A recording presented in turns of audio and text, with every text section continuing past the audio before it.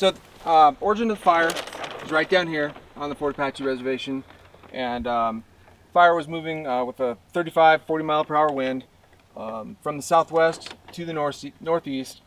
This yellow on the map represents, this is pretty much all the treatment areas, isn't it, Ray? Am I correct in that? Okay, we got them all on there. And at the head of the fire, there was the Coon Mountain broadcast burn. It was in November of 2012.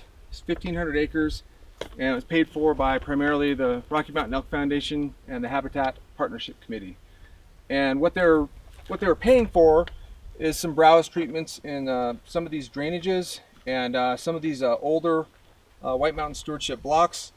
We actually had some flail piles through here, and as opposed to trying to just do the burn separately for the wildlife treatments, we circled in the whole road system and broadcasted some previously treated White Mountain Stewardship, broadcasted some piles, and treated the browse areas.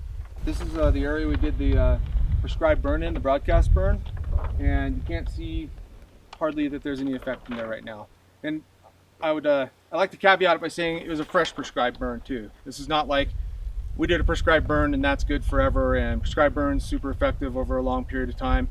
It's a relatively new prescribed burn, and I think if you look at the different treatments and the different intensities going through there, you can see that the thinning, pile burn, and then the broadcast burn on top of that, frankly, was probably the most effective. And it took a kind of a full frontal hit by a head fire. And you can see when we look at severity mapping and some of that, it kind of bears out that way.